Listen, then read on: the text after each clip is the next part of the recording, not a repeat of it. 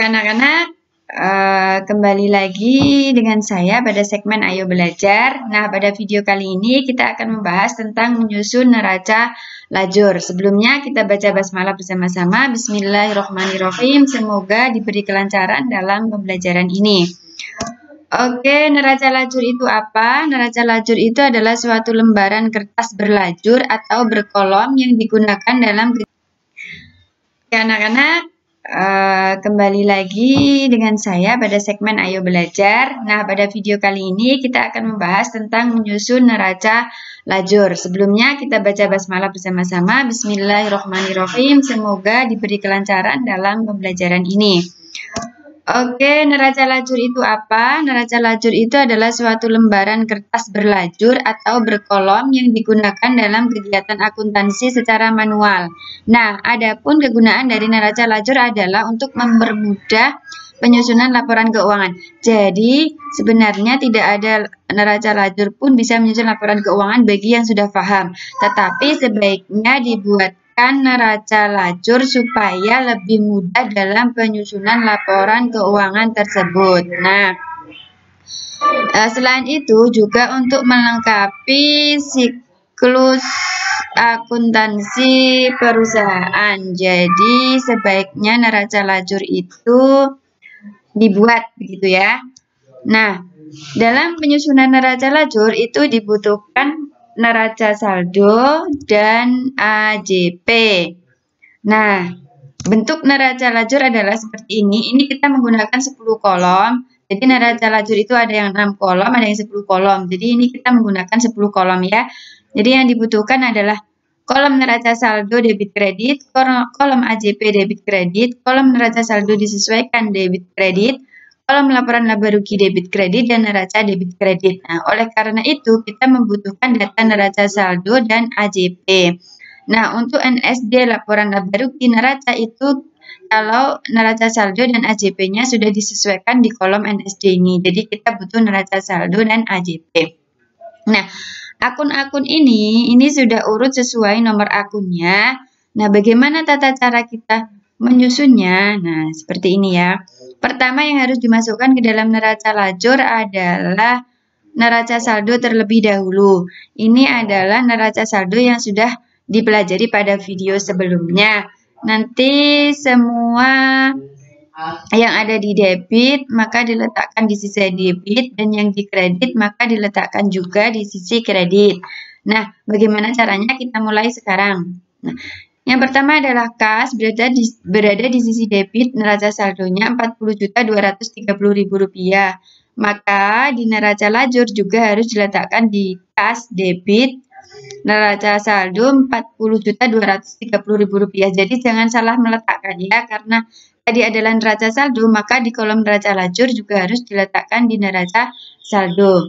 Kemudian yang kedua adalah piutang usaha debit Rp2.240.000. Kita lihat di neraca lajur. Nah, ini kan di debit juga. Kemudian selanjutnya adalah iklan dibayar di muka debit Rp500.000. Berarti di sini juga diletakkan di sisi debit Rp500.000. Nah, ini ditanyakan, kenapa Bu sewa dibayar di muka ini kok kosong di neraca saldonya? Karena di neraca saldo tidak ada sewa dibayar di muka, ya kan? Nah, jadi tidak semuanya di kolom neraca lajur itu diisi semua. Jadi disesuaikan dengan yang ada di neraca saldo. Kemudian yang selanjutnya adalah perlengkapan debit Rp320.000. Kita lihat di neraca lajur juga perlengkapan debit Rp320.000. Oke ya. Selanjutnya adalah tanah debit 50 juta. Nah, di neraca lajur tanahnya juga harus diletakkan di debit 50 juta. Begitu seterusnya. Akumulasi ini di neraca saldo belum ada, makanya dikosongi. Nah, kendaraan juga sudah kita lihat di neraca saldo. Nah, ini kendaraan 7.500.000 debit. Maka di sini juga harus diletakkan di sisi debit 7.500.000. Kemudian selanjutnya setelah kendaraan itu ada utang usaha kredit 3 juta. Maka di neraca lajur juga diletakkan di sisi kredit 3 juta. Gitu ya. Setelah utang usaha, ada pendapatan diterima di muka kredit Rp800.000. Nah, di sini pendapatan diterima di muka kredit juga Rp800.000.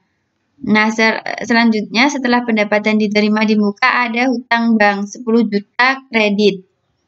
Maka di sini juga harus diletakkan di sini hutang bank 10 juta kredit. Nah, begitu seterusnya sampai selesai. Jadi, prefer di neraca saldonya tadi debit, di sini juga debit. Begitu juga beban gaji, beban sewa, beban telepon.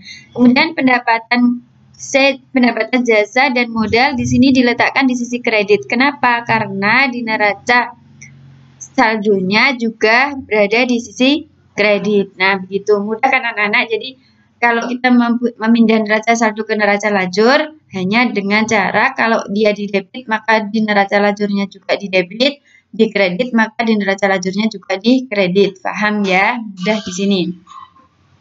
Kemudian kita memasukkan AJP ya. Setelah neraca saldo dimasukkan, kita sekarang posting AJP, memindahkan AJP ke neraca lajur. Caranya sama. Kita mulai dari awal, urut dari awal sampai bawah ya. Jadi jangan sampai tidak urut, harus urut dari atas. Nah, misalnya nih, beban perlengkapan letaknya AJP di sisi debit, maka di neraca lajur kita cari beban perlengkapan. Mana ya beban perlengkapan? Oh, ini dia. Nah, ini beban perlengkapan tadi letaknya di sisi mana? Debit. Nah, ini dia diletakkan di sisi debit Rp315.000.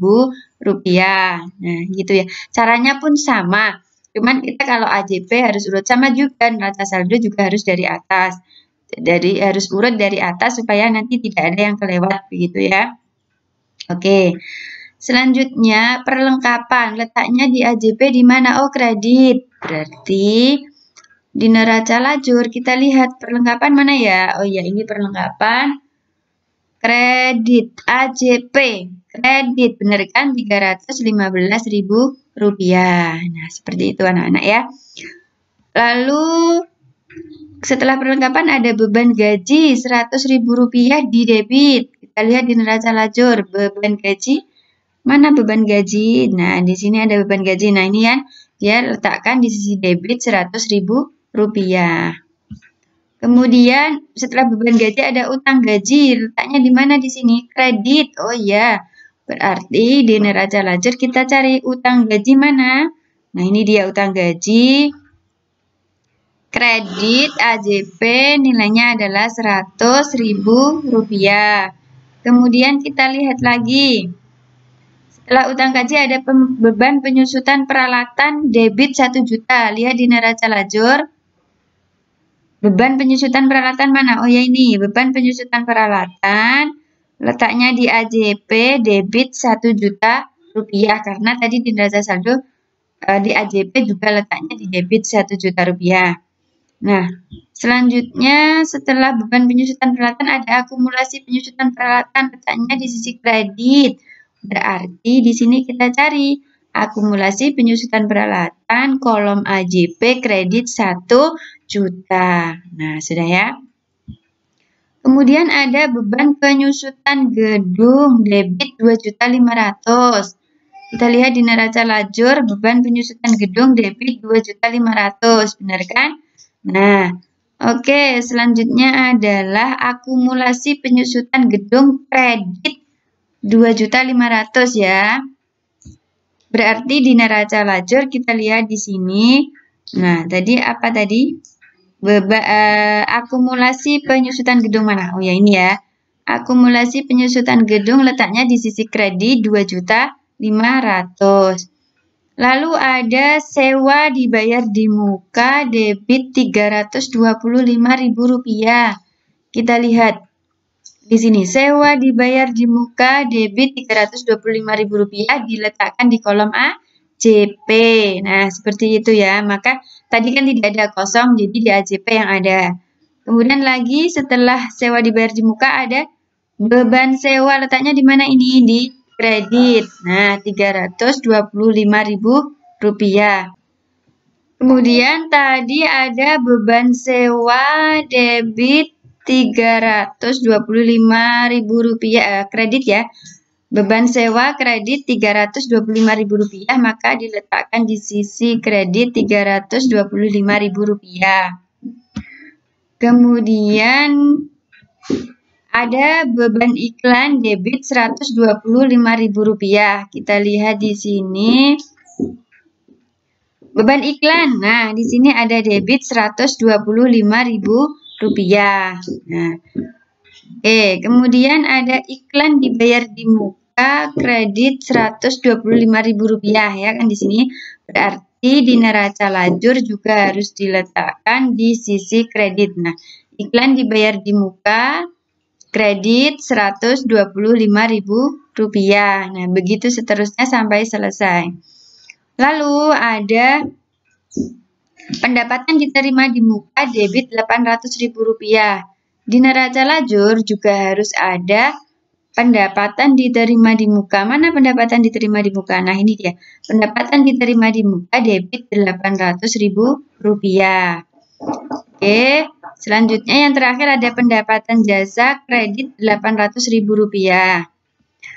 Di neraca lajur, pendapatan jasa juga di kolom AJP letaknya juga di sisi kredit Rp800.000.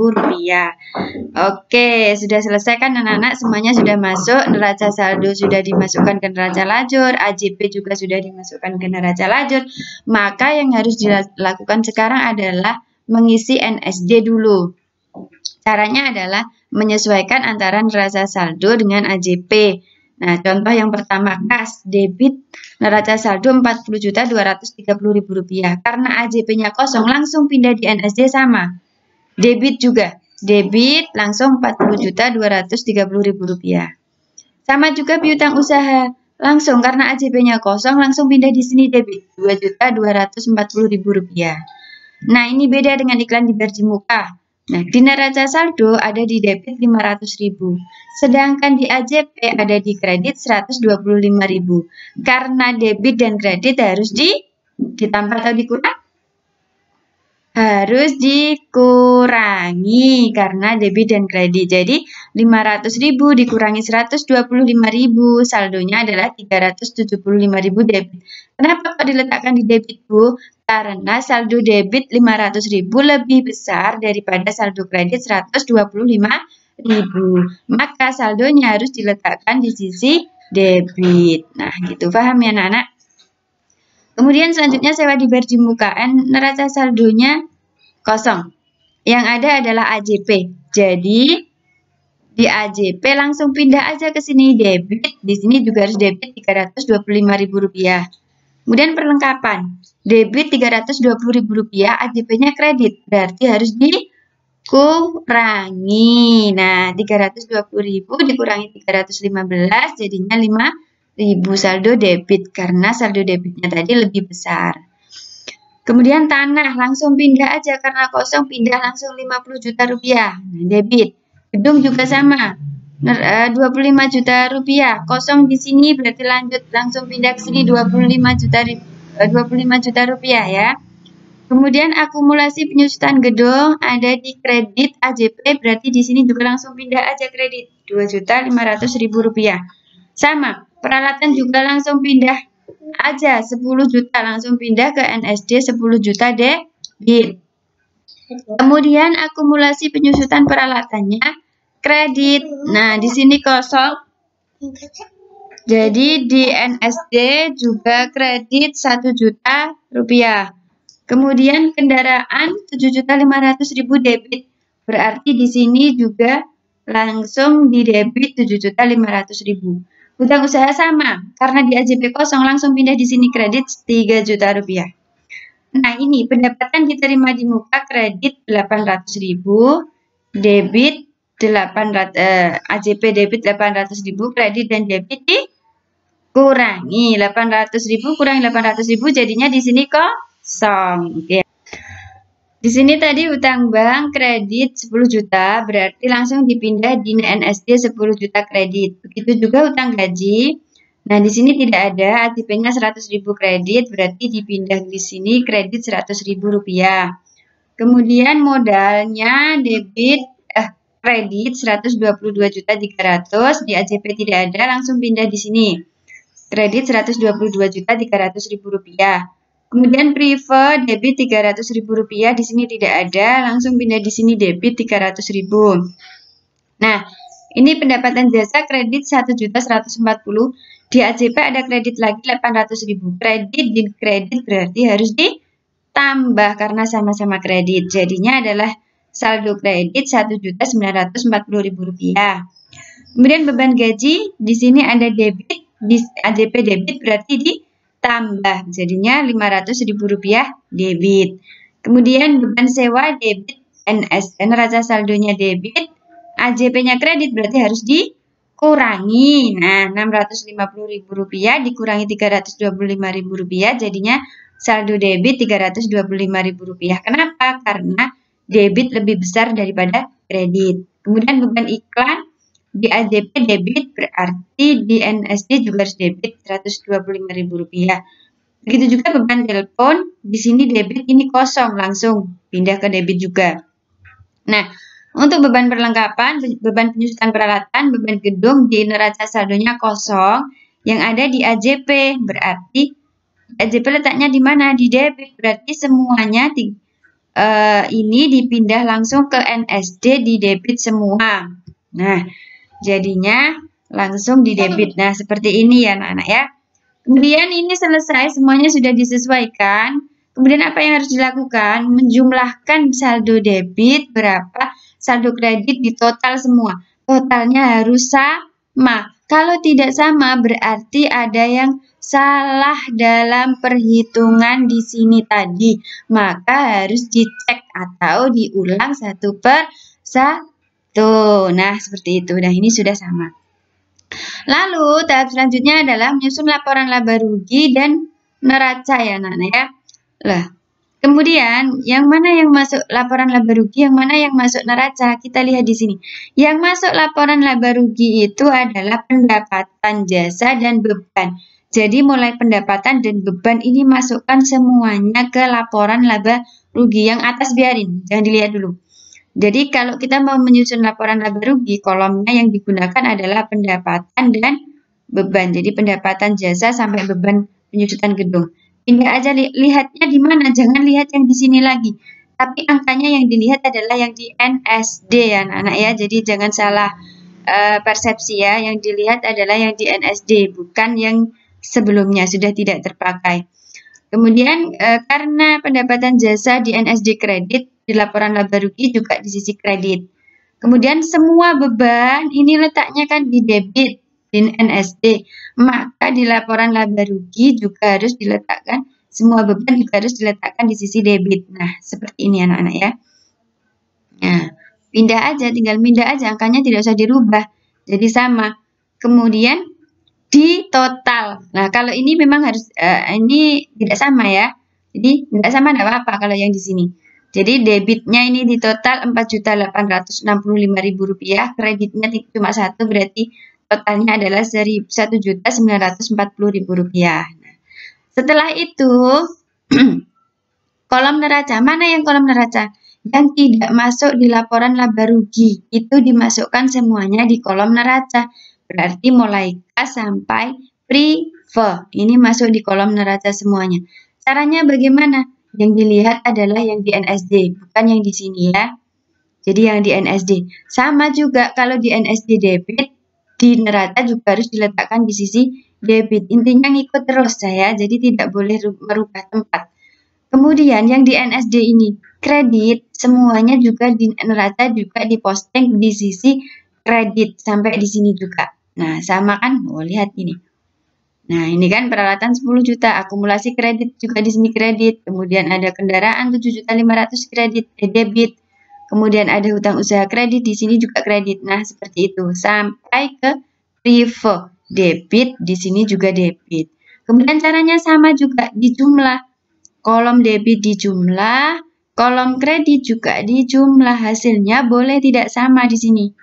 Nah, Rp135.975.000 untuk debitnya, sedangkan untuk kreditnya Rp138.900.000. Nah, di sini kita akan melihat laba ruginya. Nah, makanya boleh tidak sama.